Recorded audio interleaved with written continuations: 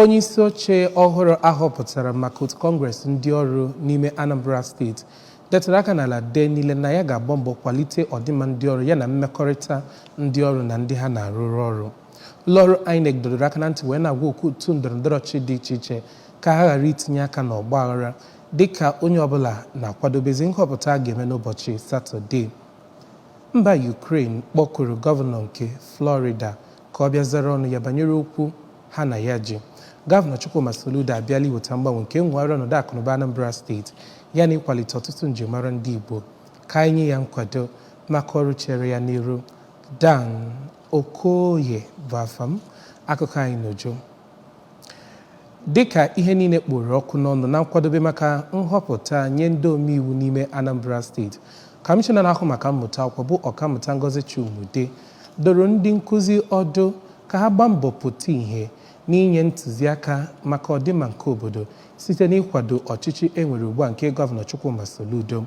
Gọvanọ Ọkammụta Ngozi Chumude bụ ya nyere ndụmọdụ mgbe ya nwere ọgbakọ ya na ndị isi ụlọakwụkwọ praịmarị tinyere ndị isi ụlọakwụkwọ sekọndịrị bụ ndị prịnsịpals na steeti ya bụ nke were ọnọdụ n'ogige na-ahụ maka mmụta akwụkwọ ruo onye ọbụla n'ime Anambra steeti bụ ASUBEB. Emmanuel Chigbata bụ onye ọrụ anyị, ọ nọ n'ọgbakọ ahụ wee detara anyị akụkọ.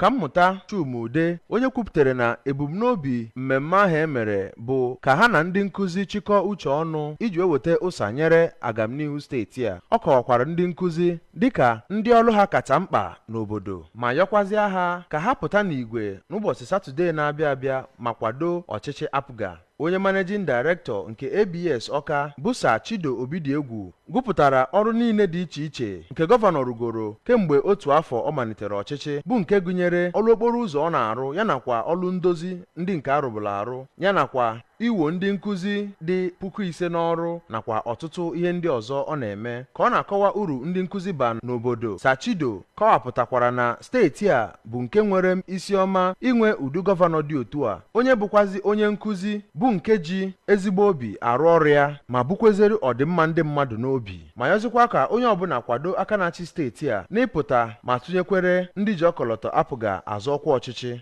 N'aka nke ya, onye osote onye isi ndị ọrụ ma bụkwaziarụ onye Chief of Protocol bụ Honorable Chinedu Nwoye chetakwaziri ndị nkụzi mkpa ọ dị ịtụnyere ndị niile ji ọkọlọtọ APGA azọ ọkwa n'ụlọ omebe iwu nke steeti a, ma yazikwa ha ka ha gbadoro ha aja n'ukwu iji wee mee ka ha rụpụta ọrụ ha ka o si kwesị. Onye isi oche nke APGA na steeti a bụ Sanobata Obi gwazikwara ndị nkụzi ahụ na enyemaka ha bụ nke kachasị oke mkpa iji wee mee ka APGA tụrụ ugo na ntuliaka nke na-abịa, ma yọzikwa ha niile ka ha gbaa mbọ jee weta ihe ha ji eme ntuliaka. N'akụkụ nke ya, onye chairman ASUBEB bụ Dọkịnta Vera Nwadinobi, onye isi oche nke Post Primary School Service Commission bụ Ọkammụta Nkechi Ikediegwu yanakwa onye steeti president nke All Nigeria Confederation of Principals of Secondary Schools bụ Maazị Jovita Arazu gbakọla aka ọnụ wee kwunwuo nkwado ha niile iji wee mee ka ọchịchị nọ ugbu a gaa n'iru.